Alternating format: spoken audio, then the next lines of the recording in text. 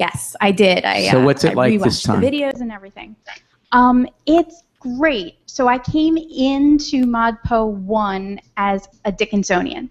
I loved kind of her badass introversion. I liked the fact that badass introversion. Yeah. So I liked that she was sort of the champion of introverts, but also had this really volcanic power to her.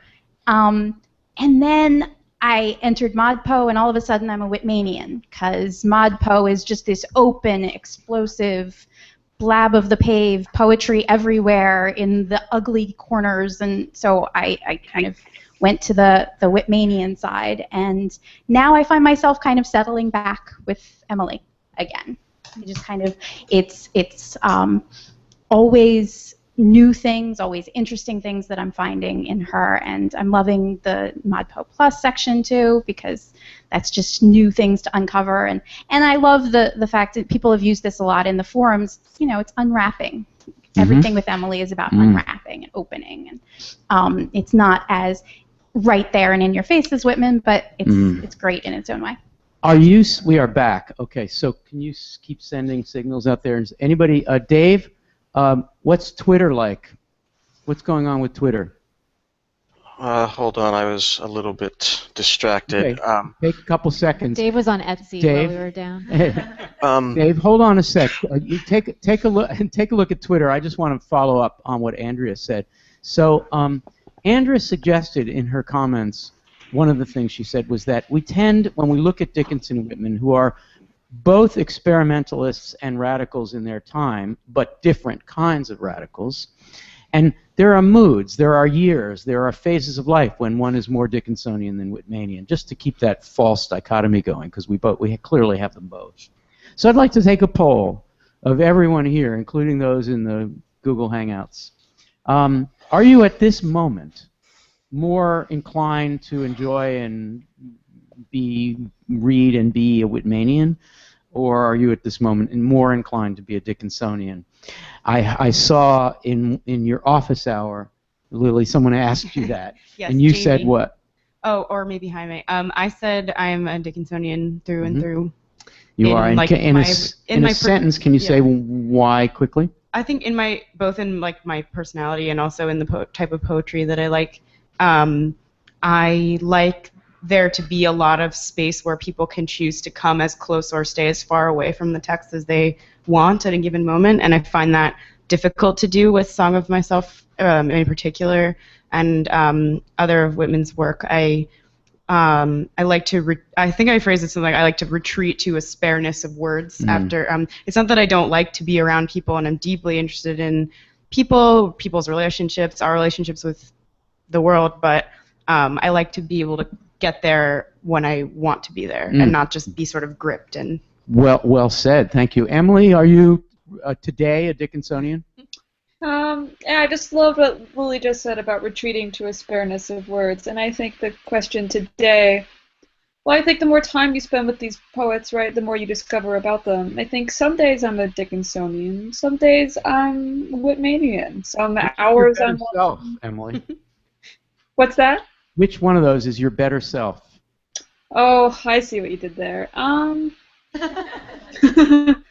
Maybe Whitmanian, because it's less like my other selves. So. Oh, and as a teacher, are you teaching right now? Are you getting there toward that? I will be shortly, yeah. Wow. So as a teacher, are you more a Whitmanian or a Dickinsonian? Ooh, what a question. Oh, my goodness. Can I be a Philresian? Be a Philresian anytime you want. Sure, that sounds great. You got away with that, Emily. We'll go on to Dave Poplar. Dave, Whitmanian or Dickinsonian today? Well, I think in general, I really like and gravitate towards Walt Whitman's sort of ethos. I love what he's doing, but when it comes down to it, I appreciate and really like Emily Dickinson's poetry. I like reading it and unraveling it a lot more, mostly for the reasons that Lily said. That's cool. Okay, Jason, would you liberate that mic? And let's start with Kirby and pass the mic around. And all you're going to do, starting with Kirby, is say that if today, Kirby's right in front of you here, All you're going to do is say whether you're today more of a Dickinsonian or a Whitmanian. It's a silly exercise, but it's a great way to get people involved in the discussion. I'm going back to the future. I think that they should get together back in the day. They should say how much they admire each other, and then they should arrange to have artificial insemination, and we should have their spawn be absolutely the best of both. Oh my goodness. Wow, I don't know what to do that, but I think we're going to get a thunderstorm pretty soon. Anybody, can you just pass it along? You don't have to give it back to Jason. Dickinsonian. Thank you. That was precise. Quick with that Eric, answer. you're adamant about that. Eric? Whitmanian. Whitmanian, I know that. Remind me of your name. Hi, I'm Nadine Kavanaugh. I Nadine. work at Penn, and I've snuck over here for my lunch hour. Oh, so good. What do you do at Penn, Nadine? I'm a writer for the Wharton School. What do you write? I write all sorts of things about their entrepreneurship programs and tweet and do all of that good stuff. Who would be a better entrepreneur, Whitman or Dickinson? Oh, yeah, come on. I think entrepreneurship I don't think was Emily would invented like by it. Walt Whitman. But I think today, Whitman for me. All right, great. Mary? I'm a Whitmanian in the morning and outside, and I'm a Dickinsonian inside and at night. Very so nice. we're kind of in the middle right now. I love it. Let's go finally to Michael, and then we're going to go over to Anna. This summer, I actually went to Emily Dickinson's house in Amherst. I'm an expert now because I took the 90-minute tour with a docent who told me all about it. But yeah, today, Dickinsonian. Also, I got a book of hers, which is a bunch of envelopes that she opened up and wrote on. Yes, it's called, Julia, what's the name of it? Those are the fascicles. Yeah, but what's the name of that book that came out recently? Oh. The Something Nothings, Beautiful. The Gorgeous Nothings? Gorgeous Nothings. Yeah, Yes. highly recommend it. I'll bring my And copy in next time. The new part to it is actually some of her lines, they seem designed to fit as the envelope was shrinking or expanding. Yes. She wrote her Yes. lines to match. So this is, and you can give the mic back to Jason because we're going to switch to another question, but as a kind of advertisement for something that happens at the end of the course, in our last week, our week 10, we encounter a photographer. She thinks of herself as a photographer poet, Erica Baum, B-A-U-M, and she photographs words, mostly printed and not written words, handwritten words, in a way that reminds me of The Gorgeous Nothings. So that her book Dog Ear is a kind of, when I got The Gorgeous Nothings, I thought this is what Erica Baum was hoping Dickinson would have been all along. So a plug for Erica Baum as we're going to get there. So 215-573-9752. So Carlos, this ridiculous binarism that we've created between Whitman and Dickinson, it's unnecessary, but is it edifying for you as someone who's new to ModPo? To see them split? Yeah, to see them contrasted in that way.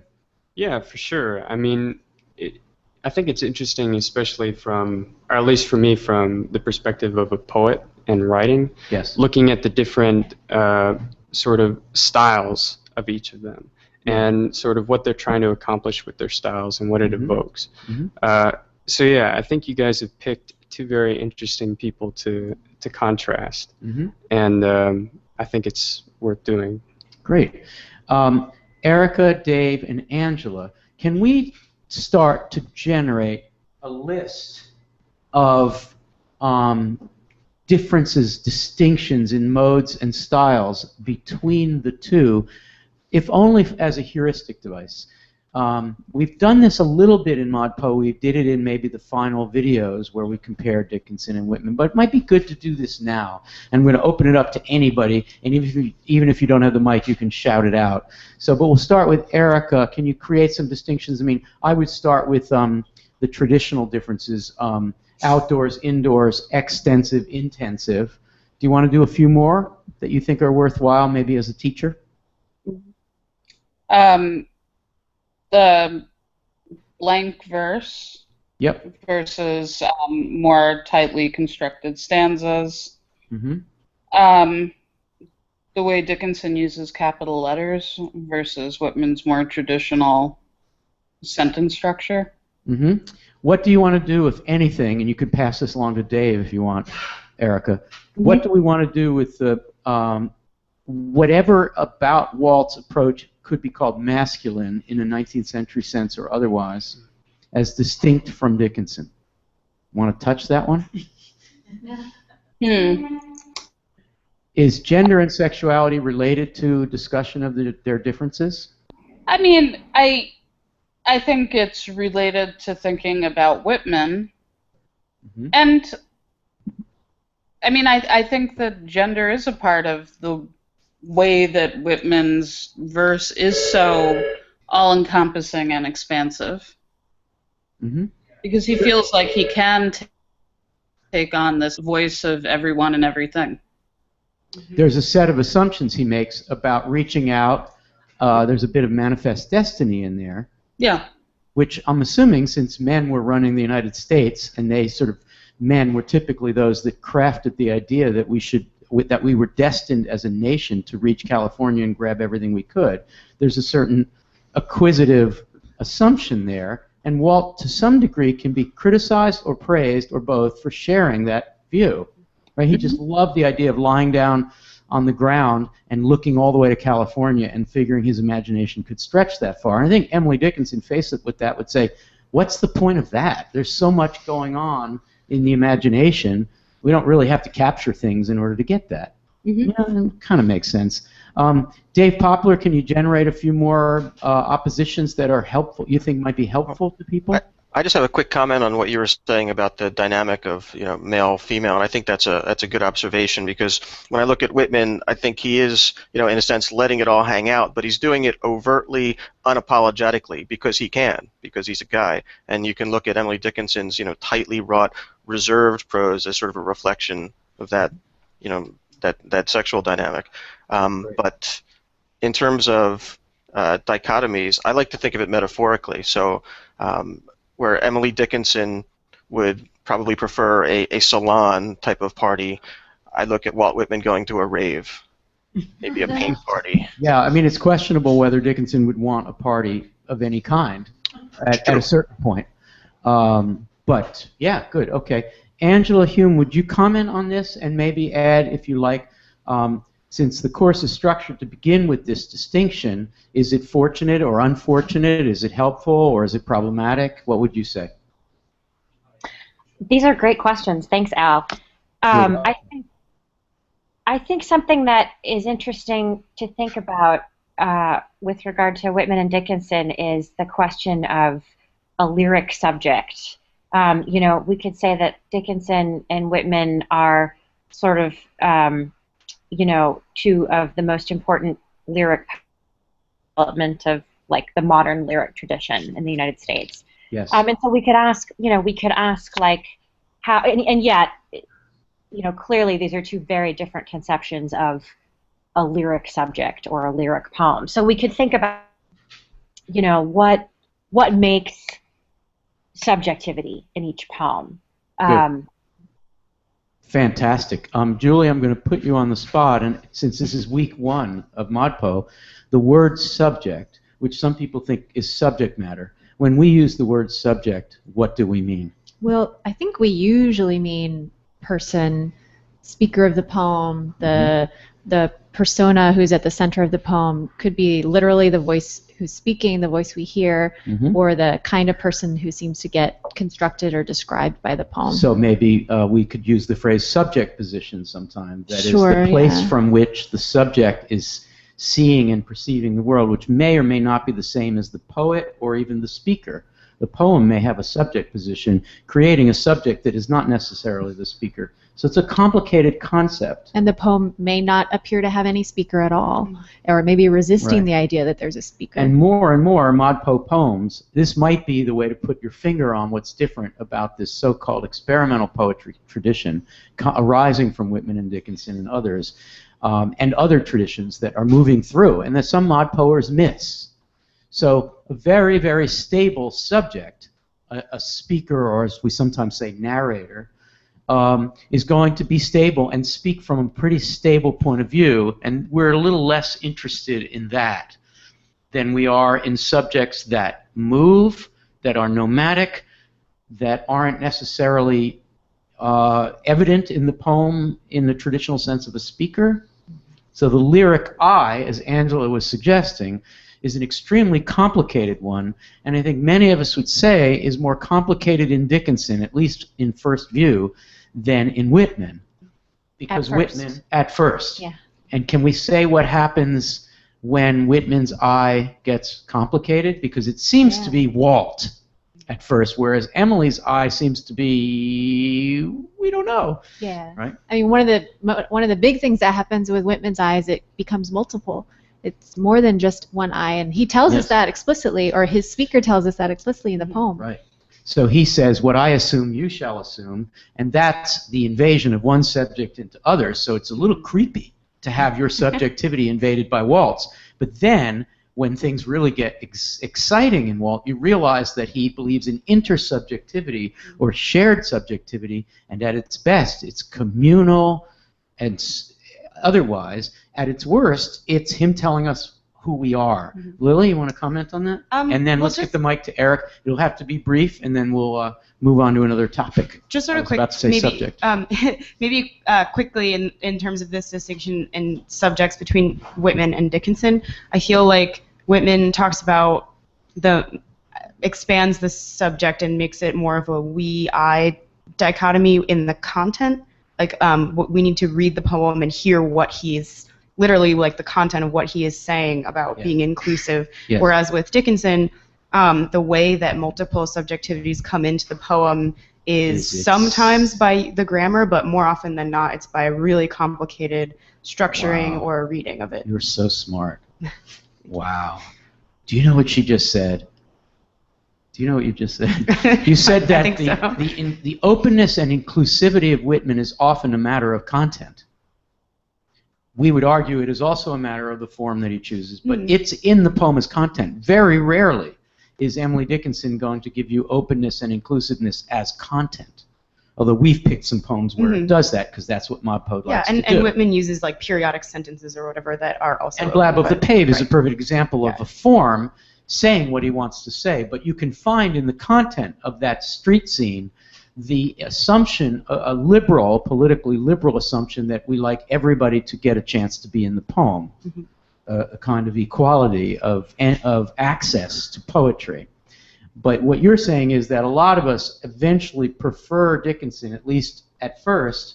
Well, you're not saying that, I'm saying it, but the preference one might have for the study of experimental poetry is that Dickinson teaches us that the content of her inclusiveness and her openness is in the form. That content is never more than something that form does, and that content can be found in form. Yeah, in a way of really heady stuff. In a way of reading it, it's like when Dickinson says we or she, we know it's like a general maybe, or just some kind of cosmic we, she, or something. But when Whitman says he means like literally he, the sailor I see over there that I'm writing about in the poem. Something that he observed in the world. Eric, this is going to have to be real quick, but we want to say a final word on this topic. Yeah. The opening line of Song of Myself, which is in many ways a response to the preface of Wordsworth's lyrical ballads, means exactly the opposite of what most readers think it means when they first encounter it. What he's telling us is not submit to my thought, but rather my thought is that the poet and his reader are equal. That is the only thought that he's asking you to submit to. And if you don't submit to it, you get into a logical problem where you end up submitting to it anyway. Yes. Whitmanian hegemony. But that's great. That's perfectly said. And that's the Walt I really like, the one you just described. And that's the Walt that we want to help us launch this 10-week exploration of experiments in, let's just say, not to be too pretentious, a form of radical poetry that is democratic, or that seeks a democratic relationship between writer and reader, as opposed to the relationship of writer to reader as great bardic speaker speaks and I nothing, humble nothing reader read. Listen. And that relationship is undone by these two poets. And it's a very radical thing for them to have done in an era in which poetry came from on high. So these are a lot of the keynotes of ModPo. What I want to do, Dave Poplar, is ask you just to read some tweets.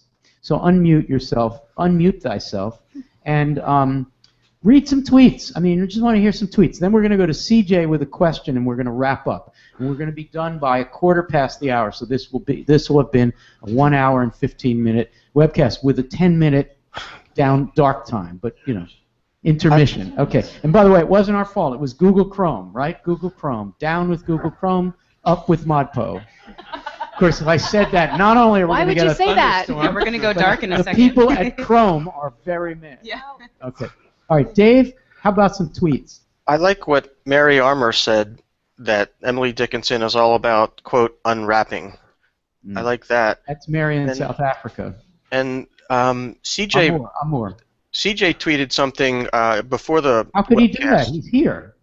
Before the webcast, Oh. and he posted to the forum about this, and I think it was a really good question, and it was about generally how meta poetry can really come off as arrogant for sort of insisting upon itself, and the TAs discussed this when we were down a little bit, but I would love if CJ could, if he's there, if he could pose that question and people could talk about that Great too, because I think it's a good question. Other tweets? You got any tweets?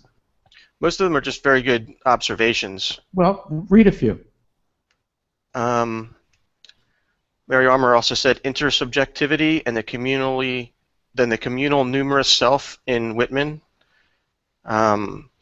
And what else do we have here? Lucy Waterfall, fascinating that Emily wrote to the shape of her envelopes. Yeah. Yeah, that's great. Lucy, you're doing a great job in the forums. I think this is Lucy's first time in ModPo, but she's great. Really enjoy her. Dave, just read some. What's hard about this? Okay, temporary glitch. Good to see Max taking control.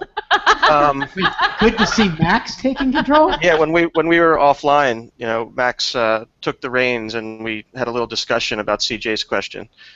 Wow, wait, pause for a second. Max? Yes? Are you a take control type? I can be when I need to be. I think when you get your PhD, I think you're going to go immediately into the dean's office somewhere. Well, if I get that PhD, yes. Oh, man. I would love to make all that money. Well, everybody in ModPo, this is tens of thousands of people, will everybody please help Max write his PhD papers and all that stuff so he can get this done? Or would that be plagiarism? I don't know. I care about plagiarism. Crowdsourcing. Crowdsourcing PhD, right. So this man, Dr. Max McKenna, stands on the shoulders of thousands of people who helped him earn this PhD. And then he became dean, and then he bought Google Chrome, and it all worked out fine. Thank you. Back to Dave. More tweets. Kevin Ryan said, love the interaction, makes it special. I've done a lot of MOOCs and very few are good. This one is very good. Who said that? Kevin Ryan. Kevin Ryan. And All right. T. Delos Rice said, close reading makes us pay attention to our visceral reaction to poems. Good. Two more, please. Somebody named Erica Kaufman quoted Whitman. I love the quote. He most honors my style who learns under it to destroy the teacher. It's a great quote from a teacher. Can we pause, Erica, since you think about teaching a lot, in fact, all day, I think. Would you tell us why that particular idea of Whitman is so appealing to you? I think ethically and politically it's very appealing to you. Well, we posted it in that minute because we were talking about it. Someone had asked a question that referred back to the idea of whoever is, he most honors my style who learns under it to destroy the teacher. But it's also, I read it as a pitch for student-centered teaching and really empowering the student instead of a more teacher-centered classroom. Could a student empowering pedagogy or teaching actually work what happens to the teacher when the teacher decenters herself so successfully? Marvelous things happen. Oh, yeah, I agree with you, and I'd like to explore this more as we go on. And this is, if anybody is looking for a pedagogical philosophy of the Teaching Resource Center, that may be it. So go over there. You just have to, on the left side of any page, you just have to click on For Teachers. You can also join the teachers discussion forum. And I don't believe, Julia, that if you're not a teacher, we're certainly not going to tell you. No, the forums are totally open to anyone who wants to read through them or ask questions. Not the best place to ask questions of us teaching staff. There are other places to go for that. But yeah, we've got videos about teaching, and we've got lots of great discussions, sample lesson plans, a teacher's version of the syllabus. It's open to everybody. Yeah, thank you. Okay, CJ, let's get the mic to CJ. Who's got the portable mic? Jason. Hello, CJ. You're a superstar. You tweet, you multitask, basically. You're here. I write better than I speak. That's okay. I'm sure you're going to do just fine. Do you have a question for us? Or just a comment? Well, I can't quite remember exactly how I worded it, but the meta-poetic interpretation of I dwell in possibility just rubbed me a little bit wrong. It felt too poetry as paradise, instead of a wondering, an inquisitiveness, a curiosity that, you know, I just find it hard to imagine any human being. I'm going to sit down and write this poem to say how poetry is fantastic, rather than maybe I'm going to sit down and wonder, what can I do with poetry? What can I say? And so it just, you know. Great question. And it's been rubbing me wrong for 2 or 3 months since Andrea introduced me to the video. She afflicted you with the video, and it's been wormholing into your head for months. When I rewatched it, because now I'm taking the course because I don't know anything. My interpretive skills have been historically extremely weak. The last poem I wrote in 8th grade has been much talked about, but it has led me to not write another. Wow. I like you. Wow. This is exciting. Okay, so Julia, do you want to start in any kind of response at all? Yeah, I actually just want to read a comment from someone else in the course, Linda, who wrote, I've been thinking about the word dwell, never having analyzed a poem before. I find Dickinson's economy of words fascinating, and dwellers of the world are opposite of the seekers. Dwellers like the safe, the familiar, but Dickinson sees her own possibilities as limited by the doors, the windows, and in spite of being exposed to the heavens above her. So, Linda, I'm paraphrasing and maybe tweaking a little bit what you're saying, but there's something important about that word dwell that I think gets at what you're talking about, CJ, because part of the, even if we find the meta poetry in the text, part of what we do when we find that is we have to dwell.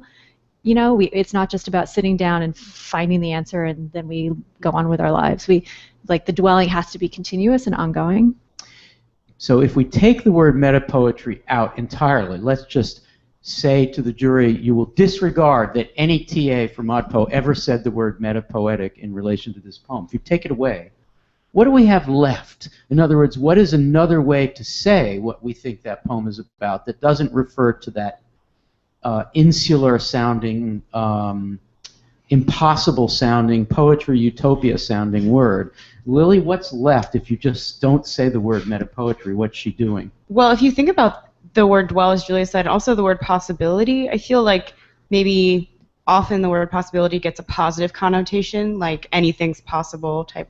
But for many people, it's like if you have anxiety of any kind, the term possibility can be terrifying. Like there are as many negative possibilities as there are positive ones. So it's almost, you could almost abstract it even further to just dwelling on existence. So dwelling on the realm of the possible, which is vast and terrifying. Actually, it goes up to the sky, has no limit at the top. It's continually like growing. It's here forever, like an old cedar. So I really focus on those two words, dwelling and possibility, both of which can have very positive and very negative connotations in the same word. Max, I'm going to put you on the spot. I'm sorry I didn't tell you a minute ago that you were going to do this, but can you do the same thing? Can you talk to CJ, because this is crucial for this course. We want CJ to stay all 10 weeks, and we're going to do a lot of meta poetry. So what's another way of describing a meta poem that doesn't use that fancy term?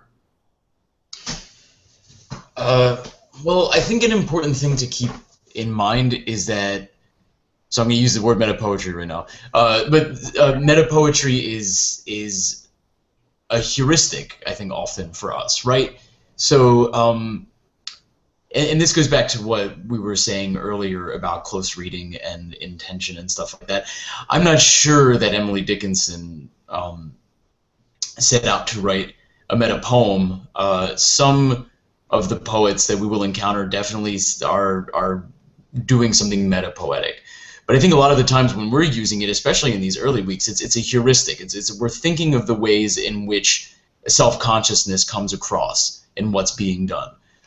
So I guess self-consciousness would be the way that I would put it. Hesitation, too, which is also Emily Dickinson's word, right?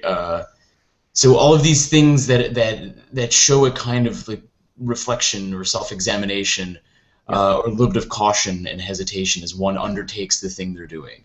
Yes. And I think that totally comes across in Emily Dickinson. I think you cannot not see that.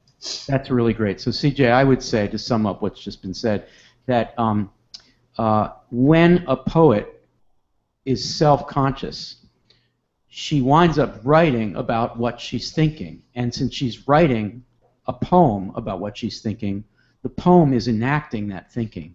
So it's inevitably going to be about the thing that she's doing.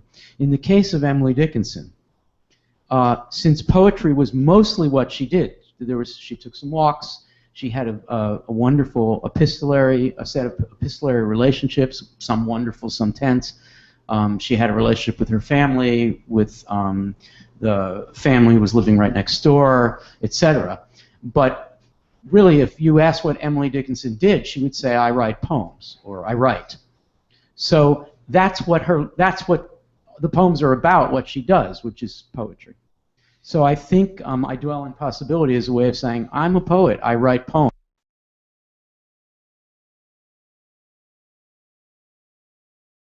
When Walt Whitman, he runs around the world. He hangs out on a ferry crossing a river. And so meta poetry is more of a big statement for him, whereas for Emily Dickinson, I think it's simply something that she does, not simply, complexly something that she does. Crucially, a definition of modernism, when we get to week 3 and we start talking about modernism, chapter 2, particularly chapters 8 and 9, those 3 chapters, modernism is defined. One of the aspects of modernism is self-referentiality. Poems are always saying, you know, by the way, I'm not nature, I'm poetry. I just want to warn you that you're reading a poem, and I'm aware that you're reading a poem, and I'm not pretending that it's not a poem. So in a way, that's meta poetry. Thank you for the question. That was fantastic. All right, so we're going to do couple of shout-outs and then some goodbyes and thank yous. A couple of shout-outs from me. I want to thank and say hello to Tiro Hanula, who is from Finland, who teaches creative writing at a folk college. I love that. Finland has places called folk colleges. It's the South Ostrobothnia Folk College in Finland. And he, Tiro, and all of his students who are in the equivalent roughly of a MFA program, what we would have here as an MFA, they're all in ModPo. And he's teaching them Finnish modern and postmodern lit, and they're studying U.S. modern and postmodern poetry. And so hello to Tiro and all of his students. We're so glad that you're here.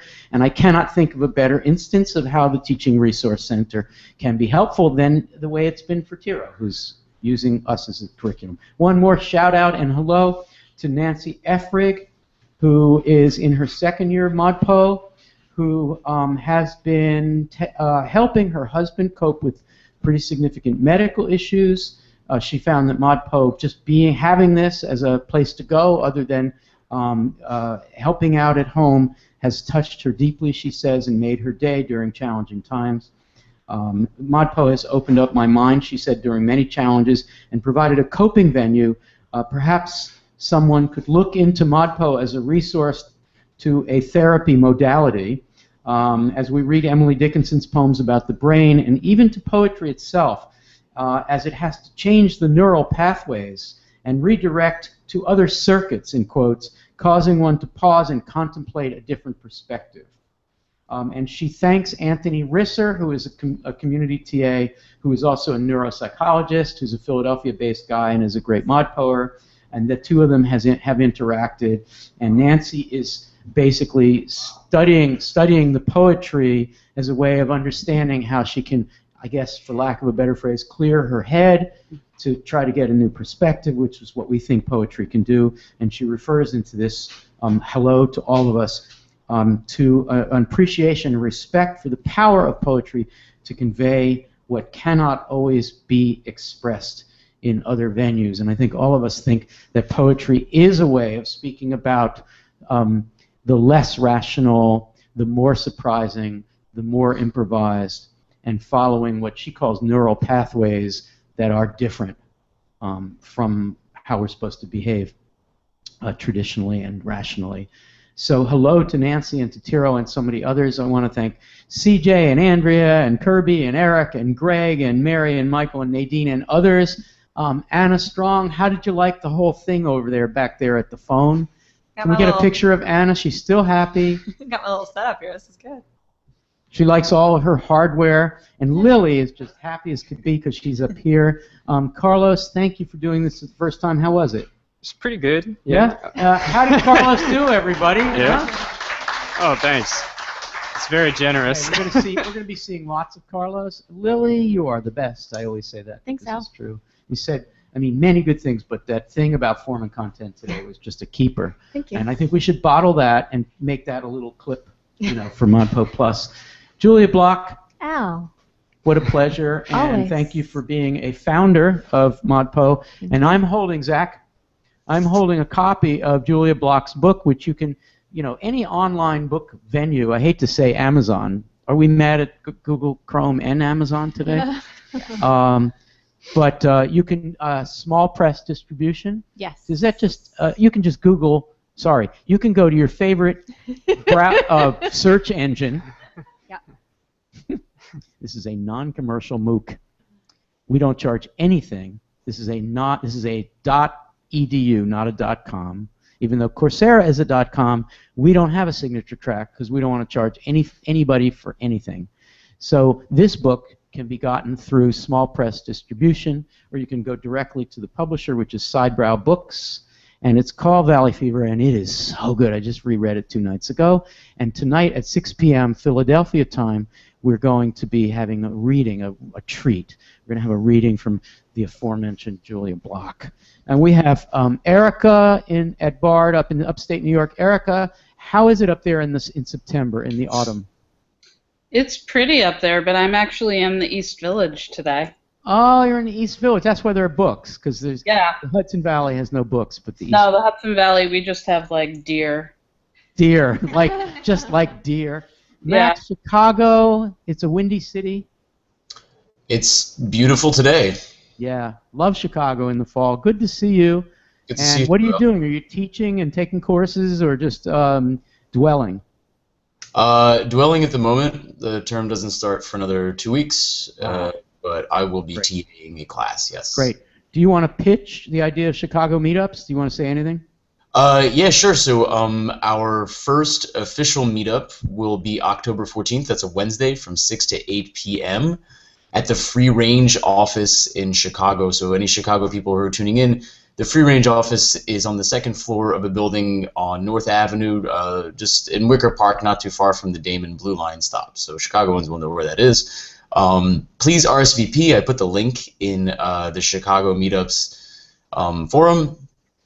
This is to help the people at the Free Range office and also our collaborators, the Penn Club of Chicago, the Penn alumni. This is to help them keep track of who's coming and help them to get together some refreshments for us. So yeah, I hope to see any Chicago people who are tuning in right now. I hope to see you all in about exactly 1 month, 4 weeks. That's great. Thank you, Max. And do you want to just plug the idea of meetups in general? Why should people do meetups? They're really gratifying. I think it's always good to meet. I don't know. As much as I love what we're able to do online with everything, I think there's still something about an in-person meetup, about meeting somebody in the flesh, and getting to have a conversation with them and a cup of coffee. That's just awesome. So there's no reason not to say that massive open online courses, they're impersonal, they're non-interactive, but they also say because the community is so far-flung, nobody ever gets to do anything face-to-face. Well, we have about 20 people in this room. That's Philly. You're going to do Chicago. Lily and I are going to be out in Los Angeles a week from Saturday at 11 a.m. local time. And if you go to the study groups forum and look for Los Angeles, you'll see the information about that. That'll be fun. And Molly O'Neill is going to be there. And Paige Paulsine is going to be there. This coming Saturday, a bunch of us will be in New York City. Someday New York's going to be a really great town.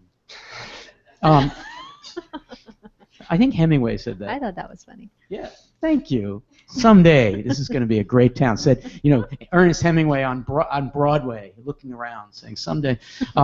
It's at the Gross Foundation, the Chaim Gross Foundation, near NYU at 4 p.m. Zach will be there. It's going to be a lot of fun. So do come to our meetups. I think I said goodbye to everybody. Thank you very much. Oh, and Jason, thank you, buddy. Really appreciate it. Beautiful set piece you did earlier today. One of those Zuzga-isms. Love Thank you, name. Angela.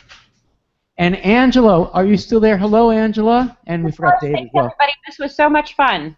Yeah, it was really great. Welcome to the ModPo community. Thank you so much. Thanks so much. I'm really excited to be here this fall. Fabulous. And Dave Poplar. Thanks.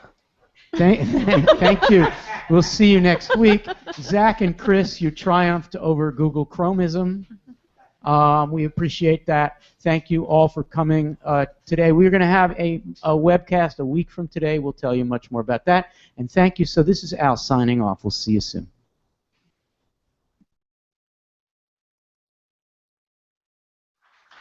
Thank you for enduring.